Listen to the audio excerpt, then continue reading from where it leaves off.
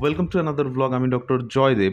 আর আজকে যে বিষয়ে কথা হবে সেটি হলো ব্রঙ্কোস্কোপি। ব্রঙ্কোস্কোপি কি, কিভাবে করা হয়, এই প্রসিডিওরের আগে কি কি প্রিপারেশন নিতে হয়, এই প্রসিডিওরের কি কি ইন্ডিকেশন আছে, অর্থাৎ কেন করা হয় এবং এই প্রসিডিওরের কোনো কমপ্লিকেশান আছে কি না, সেই বিষয়গুলি নিয়েই আজকের এই ভ্লগে আলোচনা করব। কিন্তু ভ্লগটি স্টার্ট করার আগে জাস্ট আপনাদের জানাতে চাই যে আমি ডক্টর জয়দেব, আর আমার এই চ্যানেলে আমি সবসময় চেষ্টা করি বিভিন্ন স্বাস্থ্য বিষয়ক টপিকে খুব সহজ ভাষায় এক্সপ্লেন করার। যারা এই ধরনের কন্টেন্ট দেখতে পছন্দ করেন তাদেরকে আমি বলবো যে আপনি আমার চ্যানেলটি সাবস্ক্রাইব করতে পারেন এবং সাবস্ক্রাইব করার পাশাপাশি যে বেল নোটিফিকেশানটি আছে সেটি অন করতে ভুলবেন না। তার ফলে পরবর্তীকালে আমি যখনই কোনো নতুন ভিডিও আপলোড করব সেই ভিডিওর নোটিফিকেশান আপনার কাছে ইনস্ট্যান্টলি পৌঁছে যাবে। তো আজকের বিষয় হচ্ছে ব্রঙ্কোস্কোপি। ব্রঙ্কোস্কোপি এমন একটি প্রসিডিওর যার মাধ্যমে লাং বা ফুসফুসের ভিতরে অথবা আমাদের যে এয়ারওয়েজ আছে, অর্থাৎ যে শ্বাসনালী আছে, সেই শ্বাসনালীর মধ্যে কোনো অ্যাবনর্মালিটি কিছু আছে কি না এবং থাকলে সেটি কী ধরনের অ্যাবনর্মালিটি, সেই বিষয়গুলি জানা যায় এই প্রসিডিওরের মাধ্যমে। এর মাধ্যমে লাংয়ের বিভিন্ন ডিজিজ বা কন্ডিশনকে ডায়াগনোজ করা হয়। কিভাবে এই ব্রঙ্কোস্কোপি করা হয়? ব্রঙ্কোস্কোপির ক্ষেত্রে একটি ব্রঙ্কোস্কোপ ইউজুয়ালি যেটা ইউজ করা হয়, একটি ফ্লেক্সিবল ব্রঙ্কোস্কোপ ইউজ করা হয়। সেক্ষেত্রে কি করা হয় যে আমাদের নাক বা মুখের মাধ্যমে সেই ব্রঙ্কোস্কোপ বেসিক্যালি একটি টিউবের মতো, যেরকম এন্ডোস্কোপির ক্ষেত্রে কিছু টিউব ইউজ হয়, ব্রঙ্কোস্কোপের ক্ষেত্রেও একটি ফ্লেক্সিবল টিউব ইউজ হয় এবং এই ফ্লেক্সিবল টিউবটি নাক বা মুখের মাধ্যমে প্রবেশ করানো হয় এবং সেটি প্রবেশ করে ট্রেকিয়া হয়ে ব্রঙ্কাস হয়ে বিভিন্ন ছোট ছোট যে ব্রঙ্কিওলস বা ছোট ছোট ক্ষুদ্র ক্ষুদ্র যে শ্বাসনালীগুলি আছে তার মধ্যে প্রবেশ করে এবং লাংয়ের বিভিন্ন এরিয়ার ভিতরে যে এয়ারওয়ে আছে সেই এয়ারওয়ের ভিতরে প্রবেশ করে এবং সেখানে ফার্স্ট অফ অল যে সেখানে একটা ভিজুয়ালাইজ করা যায়, অর্থাৎ সেই ব্রঙ্কোস্কোপে একটি ক্যামেরা থাকে, সেই ক্যামেরার মাধ্যমে দেখা যায় যে কোনো ভিজিবল কোনো অ্যাবনর্মালিটি আছে কিনা সেটা দেখা যায়। সেকেন্ড হচ্ছে সেই এরিয়া থেকে বিভিন্ন মেটেরিয়াল কালেক্ট করা যায় এবং সেই মেটেরিয়ালগুলি বিভিন্ন রকম টেস্টিং করা যায় সেই মেটেরিয়ালগুলির উপর। তার ফলে আমাদের অনেক ইনফরমেশন পাওয়া যায়, তারপরে আমরা অনেক রকম ইনফরমেশন পাই, বিভিন্ন রকম ইনফরমেশন, তার মধ্যে কোনো ইনফেকশন আছে কি না, ইনফেকশন থাকলে সেটি কী ধরনের ইনফেকশন, কোনো bacterial infection, viral infection, fungal infection কিনা, থাকলে সেই ইনফেকশনটিকে ফার্স্ট অফ অল ডিটেক্ট করা যায়। সেকেন্ড হচ্ছে যদি কোনো স্পেসিফিক ব্যাকটেরিয়াল ইনফেকশন থাকে তাহলে সেই ব্যাকটেরিয়াটি কোন অ্যান্টিবায়োটিকের এগেনস্টে সেন্সিটিভ, অর্থাৎ কোন অ্যান্টিবায়োটিক ইউজ করলে সেই ব্যাকটেরিয়াটিকে খুব সহজেই মারা যাবে, সেই অ্যান্টিবায়োটিকটিও কিন্তু ডিসাইড করা যায় এই প্রসিডিওরের পরে বিভিন্ন অ্যাডিশনাল টেস্টের মাধ্যমে। এছাড়াও বিভিন্ন রকম ক্যান্সার এর ডায়াগনোসিস, কী টাইপের ক্যান্সার হয়েছে সেগুলিও কিন্তু আইডিয়া পাওয়া যায়। তো আজকে কথা হচ্ছে ব্রঙ্কোস্কোপির বিষয়। ব্রঙ্কোস্কোপি ভীষণই একটি ইম্পর্ট্যান্ট প্রসিডিওর। তো এই প্রসিডিওরটি কে করেন? সাধারণত এই প্রসিডিওরটি করেন পালমোনোলজিস্ট বা চেস্ট মেডিসিন বিশেষজ্ঞ। তো তিনি এই প্রসিডিওরটি করেন। খুব কমনলি যে ব্রঙ্কোস্কোপ ইউজ হয় সেটা হলো ফ্লেক্সিবল ব্রঙ্কোস্কোপ, কিন্তু কখনো কখনো কিন্তু রিজিড ব্রঙ্কোস্কোপ ইউজ করার প্রয়োজন হয়, তবে সেটা কন্ডিশনের উপরে, সিচুয়েশনের উপরে। যেমন যদি কোনো শ্বাসনালীর মধ্যে কোনো বড় কোনো অবজেক্ট আটকে থাকে, বসে থাকে, তখন সেটাকে রিমুভ করার জন্য কিন্তু রিজিড ব্রঙ্কোস্কোপ কিন্তু ইউজ করা যেতে পারে। তো কোন কোন ক্ষেত্রে এই ব্রঙ্কোস্কোপি ইউজুয়ালি করা হয়? যেমন ধরে নিন পারসিস্টেন্ট কাফ, মানে বহুদিন ধরে কাশি আছে, কাশি কিছুতেই কমছে না, বিভিন্ন রকম অ্যান্টিবায়োটিক অন্যান্য মেডিকেশনস নেওয়া হয়েছে, স্টিল মানে কাশিটা থেকে যাচ্ছে, কাশি কমছে না, সেই ক্ষেত্রে একটা ব্রঙ্কোস্কোপি করা যেতে পারে। যদি এক্স রে বা সিটি স্ক্যানে কোনো লাঙে কোনো অ্যাবনর্মালিটি পাওয়া যায় বা কোনো স্পেসিফিক ইনফেকশনের কোনো ফিচার পাওয়া যায়, সেক্ষেত্রে ব্রঙ্কোস্কোপি করে সেই বিষয়টিকে কনফার্ম করা যায়। কোনো ইনফেকশন থাকলে সেটি কী ধরনের ইনফেকশান সেই বিষয়ে ধারণা পাওয়া যায়। তো এরকম বিভিন্ন কারণে ব্রঙ্কোস্কোপি করা হয়। কিভাবে কেন কেন করা হয়? তো এইগুলো বিভিন্ন রকম লাংয়ের ইনফেকশন ডিটেক্ট করার জন্য।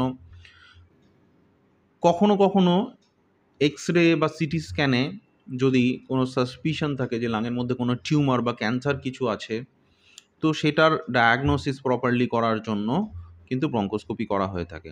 সেক্ষেত্রে সেই টিউমার থেকে কিছুটা মেটেরিয়াল কালেক্ট করা হয়, কিছুটা টিস্যু কালেক্ট করা হয় এবং সেই টিস্যুকে বিভিন্ন রকম টেস্ট করা হয় সেই টিস্যুর উপরে করে ফার্স্ট অফ অল কোনো ক্যান্সার বা কোনো টিউমার আছে কি না সেই বিষয়টি কনফার্ম করা হয়। সেকেন্ড হচ্ছে যদি কোনো ক্যান্সার থাকে সেটির স্টেজ বা গ্রেডের উপরে আইডিয়া পাওয়া যায়। এছাড়াও কোনো ফরেন বডি, কোনো যদি শ্বাসনালীতে কোনো যদি ফরেন বডি যদি আটকে থাকে সেটাকে রিমুভ করার জন্য এই প্রসিডিওরটি করা যেতে পারে। এছাড়াও যদি এয়ারওয়ে ন্যারোয়িং হয়, অর্থাৎ এয়ারওয়ে খুব ন্যারো হয়ে গেছে, সেখান থেকে ঠিকমতো এয়ার পাস করতে পারছে না, তো সেই কন্ডিশনটি ঠিক করার জন্যও কিন্তু ব্রঙ্কোস্কোপি করা যেতে পারে। তো এর সাথে আরেকটি টেস্টের বিষয়ে কথা বলবো, খুব ইম্পর্ট্যান্ট, হয়তো অনেকেই শুনেছেন। সেই টেস্টটি হলো ইভাস। ইভাসের ক্ষেত্রে কি করা হয়, যে ব্রঙ্কোস্কোপি করা হয়। ইভাসের ফুল ফর্ম আগে বলে দিই। ইভাসের ফুল ফর্ম হলো এন্ডোব্রঙ্কিয়াল আল্ট্রাসাউন্ড। এক্ষেত্রে কি করা হয়, যে ব্রঙ্কোস্কোপি প্রসিডিওরের সময় একটি আল্ট্রাসাউন্ড প্রোবকে প্রবেশ করানো হয় শ্বাসনালীর মধ্যে এই ব্রঙ্কোস্কোপের মাধ্যমে, এবং এটার মাধ্যমে ফার্স্ট অফ অল শ্বাসনালী এবং তার আশেপাশে লাংয়ের যে টিস্যু সেই এরিয়ার একটা আইডিয়া পাওয়া যায়, এবং সারাউন্ডিং কোনো লিম্ফ নোড কিছু ফোলা আছে কি না, বা থাকলে সেটি কী ধরনের লিম্ফ নোড, কী কারণে ফুলেছে সেই বিষয়েও আইডিয়া পাওয়া যায়। এবং ইভাসের সময় ম্যাক্সিমাম টাইমেই যদি কোনো অ্যাবনর্মালিটি পাওয়া যায় তাহলে সেক্ষেত্রে একটি বায়োপসিও নেওয়া যেতে পারে। বায়োপসি নিয়ে সেই বায়োপসিটিকে পরবর্তীকালে হিস্টোপ্যাথোলজিক্যাল এক্সামিনেশন বা ইমিউনোহিস্টোকেমিস্ট্রির মতো টেস্টও তার উপর করা যেতে পারে। তো এবার চলে আসি খুব গুরুত্বপূর্ণ একটি প্রশ্ন, যে ব্রঙ্কোস্কোপি এই যে প্রসিডিওরটি করা হয় এর কোনো রিস্ক আছে কিনা সেই বিষয়ে। প্রথমেই বলে রাখি যে এটি একটি ভীষণই সেফ প্রসিডিওর এবং এর কমপ্লিকেশন ভীষণ কম, খুবই কম কমপ্লিকেশন। কিন্তু কোনো প্রসিডিওরই কমপ্লিকেশন ফ্রি হতে পারে না। যে কোনো প্রসিডিওরেরই কিছু না কিছু কমপ্লিকেশন থাকতে পারে, খুব কম ক্ষেত্রে হলেও যে কমপ্লিকেশনগুলি ডেভেলপ করতে পারে একটি হচ্ছে ব্লিডিং হতে পারে। তবে ব্লিডিংটা ইউজুয়ালি খুব বেশি হয় না যদি না কোনো ব্লিডিং অ্যাবনর্মালিটি থাকে, কিন্তু সেটাকে এক্সক্লুড করার জন্য ডক্টর যেটা প্রথমেই করে নেন সেটা হচ্ছে যে কোনো ব্লিডিংয়ের অ্যাবনর্মালিটি আছে কি না সেটা জানার জন্য বিভিন্ন রকম টেস্ট করিয়ে নেন। সেক্ষেত্রে বোঝা যায় আগের থেকেই যে কোনো ব্লিডিংয়ের কোনো অ্যাবনর্মালিটি আছে কি না। যদি অ্যাবনর্মালিটি না থাকে, যদি প্লেটলেট কাউন্ট মোটামুটিভাবে অ্যাকসেপ্টেবল রেঞ্জে থাকে, সেই ক্ষেত্রে ডক্টর প্রসিড করেন। আরেকটি খুব রেয়ার হলেও আরেকটি কমপ্লিকেশন হচ্ছে কোল্যাপসড লাং। সেটা খুব কম ক্ষেত্রে হতে পারে। সেক্ষেত্রে এয়ারওয়ের মধ্যে যদি কোনো পাংচার হয় তাহলে লাংয়ের কোনো লোব কোল্যাপস করতে পারে, বাট ব্লিডিং, কোল্যাপস এগুলি খুব রেয়ার কমপ্লিকেশন। আরেকটি কমপ্লিকেশনের মধ্যে ফিভার আসতে পারে। ব্রঙ্কোস্কোপির সময় এয়ারওয়েতে সামান্য ট্রমা হতে পারে এবং তার থেকে পরবর্তীকালে ফিভার আসতে পারে। তো এগুলি খুব রেয়ার, মানে ইউজুয়ালি কমনলি দেখা যায় না, বাট স্টিল যে কোনো প্রসিডিওরেরই কিছু না কিছু কমপ্লিকেশন থাকে, খুব কম ক্ষেত্রে হলেও থাকে। তো সেই জন্যই আমার মনে হয় সেটা জানা উচিত সকলেরই। এবার হচ্ছে ব্রঙ্কোস্কোপির প্রিপারেশন, অর্থাৎ ব্রঙ্কোস্কোপি কারো শিডিউল করা হলো কোনো একদিন, তো তার আগে পেশেন্টকে কী কী প্রিপারেশন নিতে হবে। খুব ইম্পর্ট্যান্ট একটি পার্ট হলো যে যদি পেশেন্ট কোনো ব্লাড থিনার জাতীয় কোনো মেডিসিন নেন, অর্থাৎ অন্য কোনো কারণে কোনো ব্লাড থিনার জাতীয় মেডিকেশনস নিচ্ছেন, যেমন অ্যাসপিরিন, ক্লপিডোগ্রেল, ওয়ারফারিন, এই জাতীয় কোনো মেডিকেশন নিচ্ছেন, চলছে তা কন্টিনিউয়াসলি, তো অবশ্যই ব্রঙ্কোস্কোপির আগে আপনাকে ডক্টরকে জানাতে হবে। তিনি আপনাকে বলে দেবেন যে ঠিক কখন ওষুধটি, মেডিকেশনটি প্রসিডিওরের আগে বন্ধ করতে হবে, কারণ ব্লাড থিনার নেওয়া অবস্থায় যদি ব্রঙ্কোস্কোপি করা হয় সেক্ষেত্রে ব্লিডিংয়ের রিস্ক বাড়ে।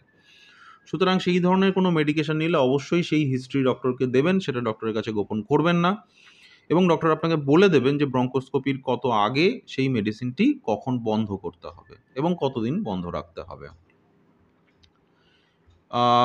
মোটামুটিভাবে সবথেকে ইম্পর্ট্যান্ট যেটা প্রিকশন সেটি হলো এই মেডিকেশন রিলেটেড।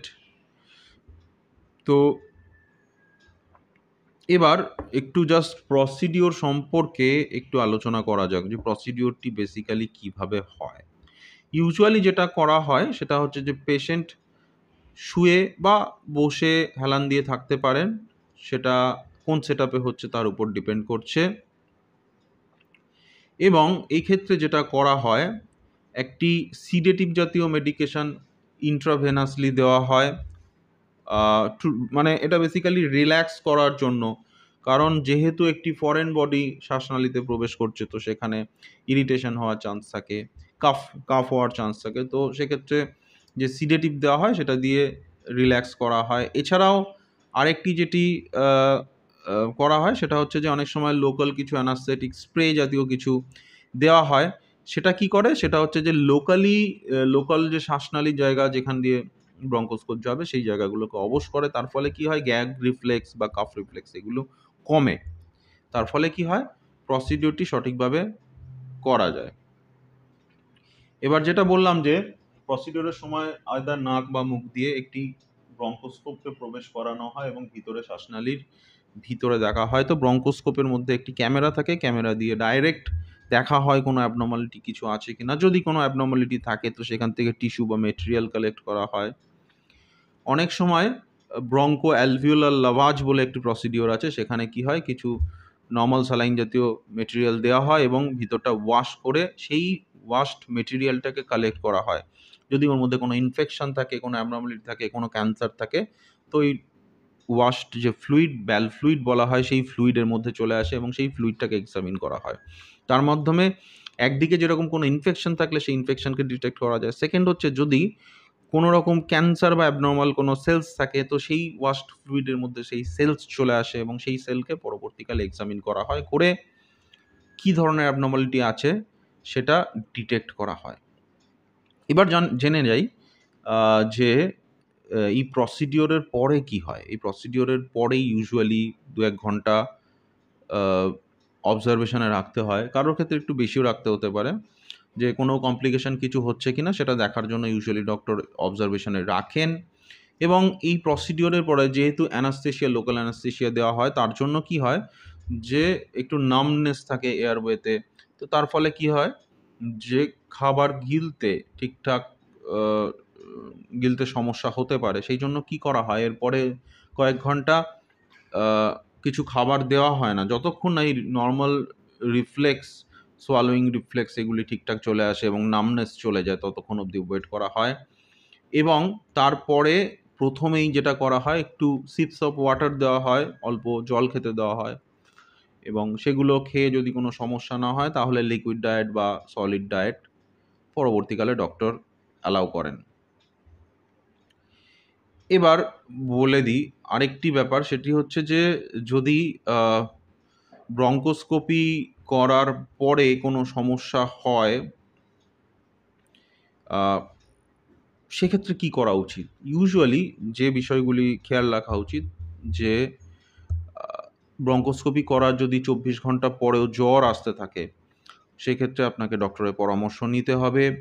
যদি ব্রঙ্কোস্কোপি করার পরে দেখা যায় যে বুকে ব্যথা ক্রমশ বাড়ছে, সেই ক্ষেত্রে আপনাকে ডক্টরের পরামর্শ নিতে হবে।